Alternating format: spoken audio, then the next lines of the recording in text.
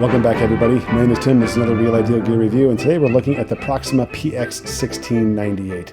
This is an homage of the Tudor Ranger, which I believe is an homage of the Rolex Explorer, or it's at least a cousin of the Rolex Explorer. So in a weird way, this is like a third-tier type homage, I think, or second-tier homage. But in any case, this is a great watch. We're going to go through the 5 things we typically go through, which are size, fitment, finish, accuracy, and lume. I got to tell you, I've been wanting to get into the Rolex Explorer watch for a long time. I know it's out there. It's more expensive than I can afford right now. And after having this watch for a little while, I'm not so sure I'm a huge fan of the design, the overall design of the Rolex Explorer, the Tudor Ranger. Just kind of that whole field luxury watch design is not quite as interesting to me as it once was. So let's go through the 5 things we typically go through, and we'll get back together at the end. So the size of this watch is a great proportioned watch. 37 millimeter diameter case, 11.2, just over 11 millimeters high off the wrist, and a 20 millimeter bracelet on the between the lugs for bracelet changes. I love the proportions of this. I think it's a great setup. I think this is a great set for a field style watch or an Explorer homage type watch. To me, this is just perfect. And the size of the crown is great. It has great knurling on the crown, so it's an easy grip crown. Everything about the size of this is awesome. So no complaints whatsoever on the size. Now, how about the fitment? The fitment is really good. The bracelet is good. It fits really well between the lugs. It to me is not as jangly as some other bracelets might be. And to me, that doesn't really bother me that much because once it's on the wrist, it doesn't do that anyway if you have it fitted properly. So to me, the fitment of the wrist, the fitment on the wrist, and the fitment of the bracelet to the watch head, and also just the links in the bracelet are just all great. Now, one thing I really like about the fitment of this watch is the on-the-fly adjustable clasp. This is one of the best things I'm starting to see more and more watch manufacturers on AliExpress add this clasp on there. This is great because this makes a bracelet. It's like wearing a strap on the watch itself. You can adjust with a strap, with a pin buckle strap. You can adjust anytime that you want. But with the adjustable on-the-fly clasp, it's the same thing. As long as you kind of get close with the link adjustments or the link settings that you have, you can do the fine adjustments on the adjustable clasp. So this is great. Great value overall. The finish of this watch is outstanding. For the price, you cannot go wrong with this. Now, this watch normally runs about $250. On the AliExpress sale, I got it for $119 after all the discounts. And with a PT5000 movement, you just can't go wrong with this. And the finishing of this watch, I'm going to get back to the finishing now, it is fantastic. You have a polished bezel. You have a polished side case on both sides. You have brushing on the top of the case. You have a completely brushed bracelet, which I actually prefer because I wear this watch and I'm going to be wearing this watch for work purposes. And so I really prefer to have the brushing on the bracelet itself anyway with no polish. So it really has a tooly look to it. It has a look that you can really wear this for outdoor use, for kind of hands-on type work. You don't have to really worry about this thing getting scratched up too much. I'd prefer not to have as much polish on the side of the cases, but that really lends itself to the homage of the Tudor Ranger, the Rolex Explorer, that whole thing. And when we look at the dial is a gray dial with Fotina type markers in there. Fotina handset with a, I guess it's a brass outline or brass handset with Fotina lume on the inside. Really a great color combination, but I'm just not a fan of the Fotina. The Fotina really knocks down the lume. We'll get to that in just a second. But I do love the color combination because of that gray with the Fotina, and you've got a brushed finish with a little bit of polish on the case. It just really overall makes a great presentation. Now, the thing that I've always been a fan of, and you're gonna see this with this watch, is the red tip on the second hand. Just a little bit of color. It stands out, and it doesn't get in the way. It's not a huge second hand, but that red tip just helps you find it, and you can use it whatever timing it is that you want to use it for. But the overall dial layout is great. The 12, 3, 6, and 9 are very easy to read. They're very big. They're very clear. The hour markers in between are great, and just the whole layout is very simple and basic. I love this. It reminds me a little bit of the San Martin the SN022. Just a very basic looking watch, and I love it. I love the basic looking part of this, which is why I'm more of a fan of the Rolex Explorer and not a fan of the Rolex Submariner. I just don't really like all the clutter and the dive bezel. It's too glamorous of a dive watch. This has a little bit of that refined field watch look to it. And so I really like it. And again, for $119, you can't go wrong with a watch like this from Proxima. One final thing about the handset, and this I think really put me over the top as far as liking the overall aesthetic of the design of this watch, is the Arrow hour hand.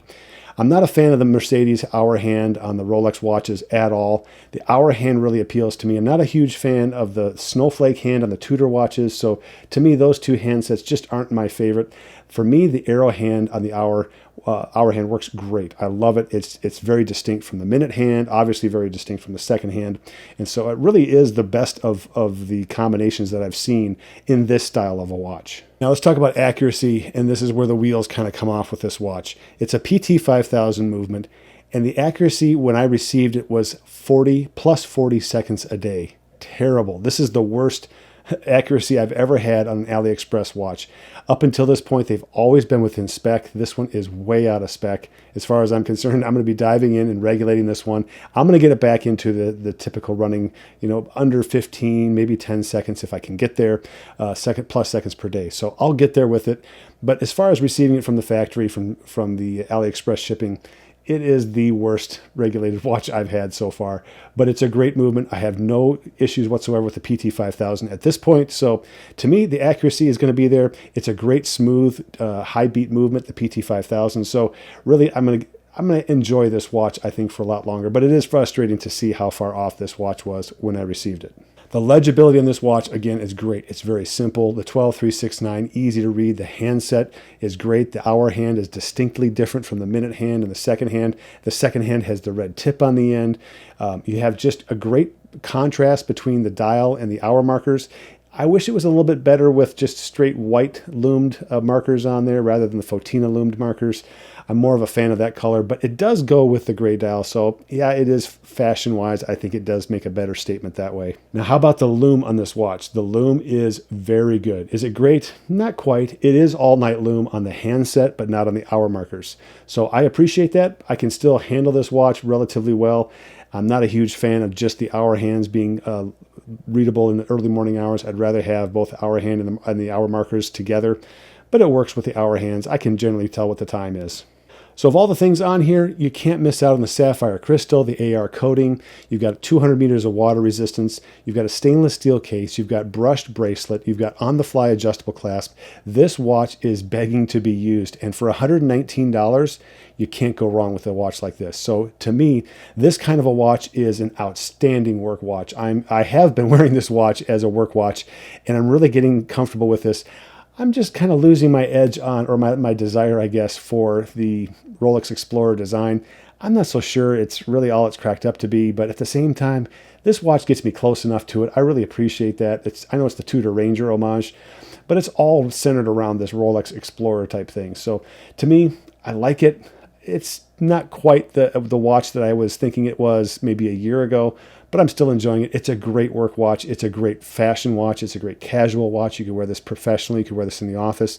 I think you might even pull this off in a formal setting because you do have some polish on this watch. It's not just straight tool watch. It has some flash to it.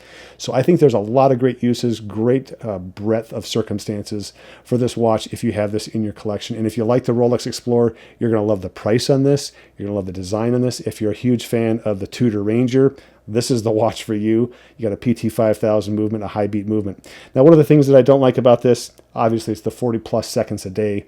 That doesn't work for me. I wish they had spent a little bit more time just making sure that this watch was closer to spec, or just at least closer to that 20 or plus 15 seconds per day, which is typically what I've been getting from AliExpress, right around that plus 15. So this is far and away the most inaccurate watch I've received from AliExpress. It's not broken by any means. I just have to regulate it. So there you go. My score for this watch is a 9.5 out of 10. 9.6 out of 10. It's better than 9.5. We're going to go 9.6 out of 10. I think it's just above average. I think there's a lot of good things about this watch. If you love the design, you're going to love this watch. To me, I'm not a huge fan of the design anymore, but the specs on this watch are outstanding. And just that one thing, which is the regulation, kind of knocked it down a little bit. But overall, it's a good watch. It's solid. It's a great price, a great value. So put in your comments what you think of this watch. Check out my webpage, realidealgear.com, for any reviewed watches. My name is Tim, and we'll catch you guys next time. adjustable on the fly. It's like wearing a strapped. It's like wearing a strap. I don't want to say that.